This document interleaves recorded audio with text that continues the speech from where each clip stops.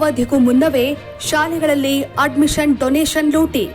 ನಮ್ಮ ರಾಜ್ಯದಲ್ಲಿ ಸಾವಿರಾರು ಸರ್ಕಾರಿ ಶಾಲೆ, ಖಾಸಗಿ ಶಾಲೆ ಮತ್ತು ಅನುದಾನಿತ ಶಾಲೆಗಳು ಇರುತ್ತವೆ. ಆದರೆ ಖಾಸಗಿ ಶಾಲೆಗಳು ಅತಿ ಹೆಚ್ಚು ತಲೆ ಎತ್ತಿರುವುದರಿಂದ ಅವರುಗಳಿಗೆ ವಿದ್ಯಾರ್ಥಿಗಳ ಕೊರತೆ ಅತಿ ಹೆಚ್ಚು ಕಂಡುಬರುತ್ತಿವೆ. ಕೆಲವು ಶಾಲೆಗಳಂತೂ ಅಡ್ಮಿಷನ್ ಡೊನೇಷನ್ಗಾಗಿ ಖಾಸಗಿ ಮಾರ್ಕೆಟಿಂಗ್ ಸಂಸ್ಥೆಗಳಿಗೆ ನೀಡಿ ಮಕ್ಕಳನ್ನ ತಮ್ಮ ಶಾಲೆಗೆ ಸೇರಿಸುವಂತೆ ಒತ್ತಾಯಿಸುತ್ತಾರೆ. ಮತ್ತೊಂದು ಕಡೆ ವಿದ್ಯಾಭ್ಯಾಸ ಮಾಡುತ್ತಿರುವ ಮಕ್ಕಳಿಗೆ ಮುಂದಿನ ಸಾಲಿಗೆ ತಮ್ಮ ಅಡ್ಮಿಷನ್ಗಾಗಿ ಬರುವ ಶಿಕ್ಷಣ ವರ್ಷಕ್ಕೆ ತಗಲುವ ಲಕ್ಷಾಂತರ ರೂಪಾಯಿ ಹಣವನ್ನ ಕಟ್ಟುವಂತೆ ಪೀಡಿಸುತ್ತಾರೆ. ಇಂತಹ ವ್ಯವಸ್ಥೆಯಲ್ಲಿ ಸರ್ಕಾರ ಕಣ್ಮುಚ್ಚಿ ಕುಳಿತಿದೆ. ಕಾರಣ ರಾಜ್ಯದ ಹಲವಾರು ಶಿಕ್ಷಣ ಸಂಸ್ಥೆಗಳು ನಮ್ಮ ರಾಜ್ಯದ ಶಾಸಕರು, ಮಂತ್ರಿಗಳು, ನಿವೃತ್ತ ನ್ಯಾಯಾಧೀಶರು, ಅತಿ ಉನ್ನತ ಕ್ರೀಡಾಪಟುಗಳು ಮತ್ತು ಮುಂತಾದವರ ಶಾಲೆಗಳಿದ್ದು ನಮ್ಮ ರಾಜ್ಯದಲ್ಲಿ ಸರ್ಕಾರಿ ಶಾಲೆಗಳನ್ನ ಮೂಲೆಗುಂಪು ಮಾಡಿವೆ. ಉದಾಹರಣೆಗೆ ಶಿರಾ ತಾಲೂಕಿನಲ್ಲಿ ಒಂದು ಸರ್ಕಾರಿ ಶಾಲೆಯಲ್ಲಿ ಇಡೀ ಶಾಲೆಗೆ 2ನೇ ತರಗತಿಯ ಒಂದು ಹೆಣ್ಣು ಮಗಳು ಅಡ್ಮಿಷನ್ ಮಾಡಿ ಶಾಲಾ ತರಗತಿಯಲ್ಲಿ ಇರುತ್ತಾಳೆ. ಈ ಮಗುವಿಗೆ ಓರ್ವ ಶಿಕ್ಷಕಿ ಹಾಗೂ ಶಾಲೆಯ ಅಂಗನವಾಡಿ ಕಾರ್ಯಕರ್ತರು ಪ್ರತಿದಿನ ಬೆಳಗ್ಗೆ 10ರಿಂದ ಸಾಯಂಕಾಲ 4 ಗಂಟೆವರೆಗೂ ಶಾಲೆಯ ಏಕೈಕ ವಿದ್ಯಾರ್ಥಿನಿಗೆ ಪಾಠ ಹೇಳಿ ಅನ್ನ ಬಡಿಸುವ ಕಾರ್ಯಕ್ರಮ ನಡೆಯುತ್ತಿರುತ್ತದೆ. ಆದರೆ ಮತ್ತೊಂದು ಕಡೆ ಪೋಷಕರು ತಮ್ಮ ಮಕ್ಕಳ ಅಡ್ಮಿಷನ್ಗೆ ಕೆಲವು ಪ್ರಮುಖ ಶಾಲೆಗಳಲ್ಲಿ ಬೆಳಗ್ಗೆ 6ರಿಂದ ಸಾಲುಗಟ್ಟಿ ನಿಂತು ನೋಂದಣಿ ಅರ್ಜಿಗಳನ್ನ 2,000ದಿಂದ ಹಿಡಿದು 10,000ದವರೆಗೂ ಹಣ ಕಟ್ಟಿ ಅರ್ಜಿಗಳನ್ನ ಪಡೆಯುತ್ತಾರೆ. ಹಾಗಾಗಿ ಪ್ರಸಕ್ತ ಸಾಲಿನ SSLC ಪರೀಕ್ಷೆ ಆರಂಭಗೊಂಡಿದ್ದು PUC ಪರೀಕ್ಷೆ ಈಗಷ್ಟೇ ಮುಗಿದಿದೆ. ಅದಾಗಲೇ ಶಾಲಾ ಕಾಲೇಜುಗಳು ಕ್ಯಾಂಪೇನ್ ಶುರು ಮಾಡಿಬಿಟ್ಟಿವೆ. ಸಾಕಷ್ಟು ಆಫರ್ಗಳ ಆಮಿಷ ತೋರಿಸುತ್ತಿವೆ. ಒಂದೊಂದಕ್ಕೂ ಇಷ್ಟಿಷ್ಟು ಫೀ ಅಂತ ದೊಡ್ಡ ಲಿಸ್ಟ್ಗಳನ್ನೇ ಮಾಡಿವೆ. ದಿನ ಬೆಳಗಾದರೆ ವಾಟ್ಸಪ್ ಮೆಸೇಜ್ಗಳು, ಫೋನ್ಗಳು, ಜೊತೆಯಲ್ಲಿ ಮಾರ್ಕೆಟಿಂಗ್ ಏಜೆನ್ಸಿಗಳು ಕರೆ ಮಾಡುತ್ತಿರುತ್ತಾರೆ. ಸಾಲದಕ್ಕೆ ಕಂಡಲ್ಲಿ ಪಾಂಪ್ಲೆಟ್ಗಳು ಕಾನೂನು ಬಾಹಿರವಾಗಿದ್ದರೂ ಸ್ಥಳೀಯ ಬಿಇಒಗಳ ಜೊತೆಯಲ್ಲಿ ಕೈಜೋಡಿಸಿ ತಮ್ಮ ಚಾಳಿಯನ್ನ ಮುಂದುವರಿಸುತ್ತಾರೆ.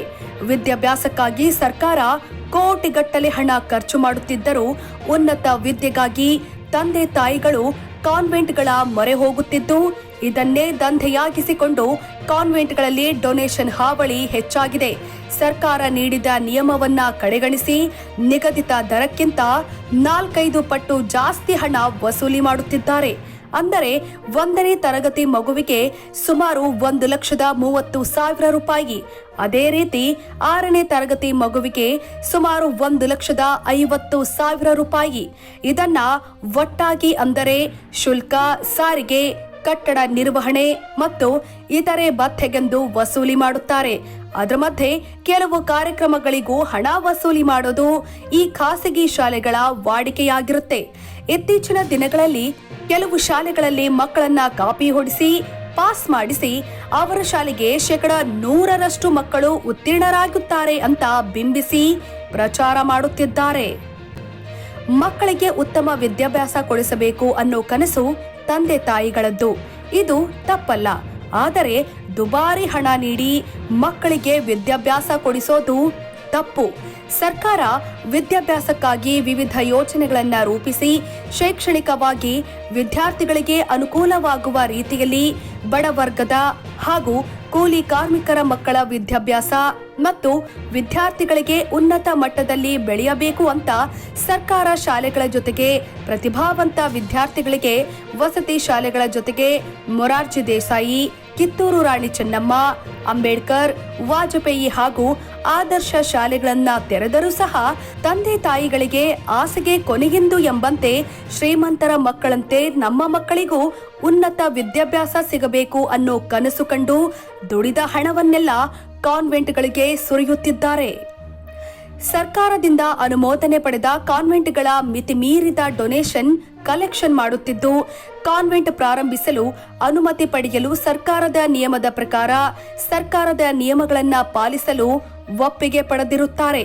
ಇವೆಲ್ಲವನ್ನ ಗಾಳಿಗೆ ತೂರಿ ಒಬ್ಬ ವಿದ್ಯಾರ್ಥಿಗೆ ಲಕ್ಷಾಂತರ ರೂಪಾಯಿಗಳನ್ನ ಡೊನೇಷನ್ ರೂಪದಲ್ಲಿ ಪಡೆಯುತ್ತಿದ್ದು ಕೆಲ ಕಾನ್ವೆಂಟ್ಗಳಲ್ಲಿ ಈ ಟೆಕ್ನೋ ಅಂತ 1.5 ಲಕ್ಷದಿಂದ ಹಿಡಿದು 3-4 ಲಕ್ಷದವರೆಗೂ ಹಣ ಪಡೆದು ಆ ಹಣಕ್ಕೆ ವಿವಿಧ ರೀತಿಯ ರಸೀದಿಗಳನ್ನ ನೀಡುತ್ತಾರೆ.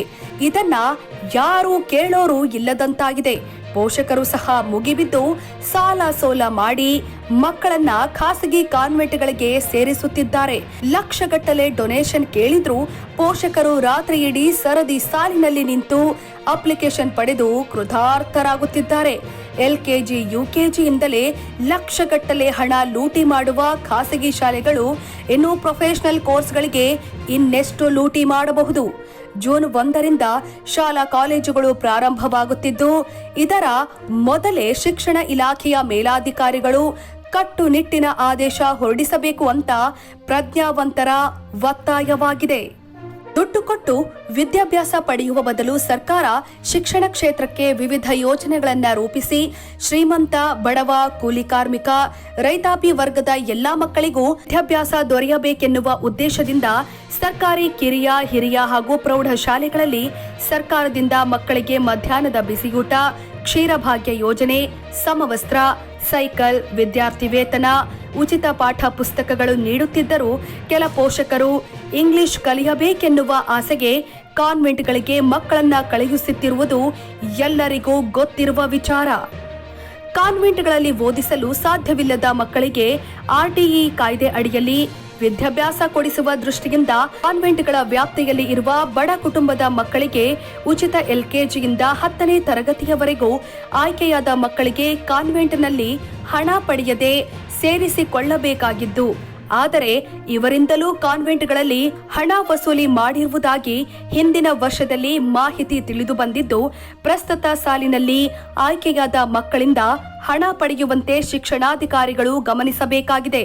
ಸರ್ಕಾರಿ ಅಧಿಕಾರಿಗಳು ಖಾಸಗಿ ಶಾಲೆಗಳಿಗೆ ಮಕ್ಕಳನ್ನ ಸೇರಿಸುವುದನ್ನ ಮೊದಲು ನಿಲ್ಲಿಸಿ ಸರ್ಕಾರಿ ಶಾಲೆಗಳಿಗೆ ಸೇರಿಸಲು ಸರ್ಕಾರ ಆದೇಶ ಹೊರಡಿಸಿದ್ರೆ ಮಾತ್ರ ಸರ್ಕಾರಿ ಶಾಲೆಗಳು ಮುಚ್ಚದಂತೆ ಇರಲು ಸಾಧ್ಯ ಹಾಗೂ ಬೇರೆ ಜನಾಂಗದ ಜನರಿಗೂ ಇವರು ಮಾರ್ಗದರ್ಶಕರಾಗುತ್ತಾರೆ.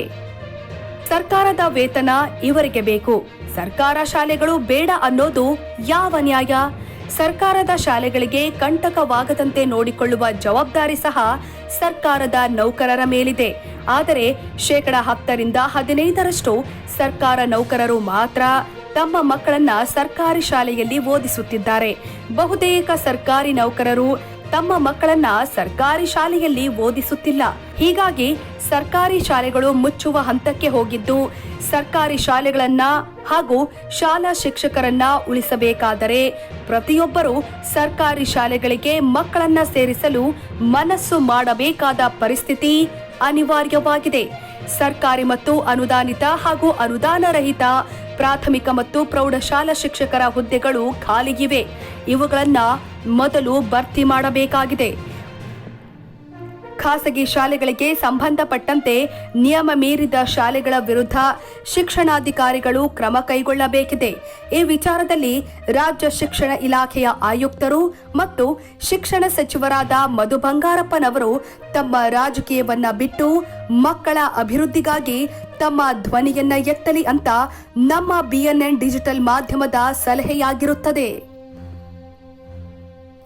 ವೀಕ್ಷಕರೇ, ಈ ಸುದ್ದಿಗೆ ಸಂಬಂಧಿಸಿದಂತೆ ತಮ್ಮ ಅನಿಸಿಕೆಗಳನ್ನ brihatnadu@gmail.com ಅಥವಾ 8970159998 ಈ ನಂಬರ್ಗೆ ವಾಟ್ಸ್ಆಪ್ ಮೂಲಕ ಕಳುಹಿಸಬಹುದಾಗಿದೆ.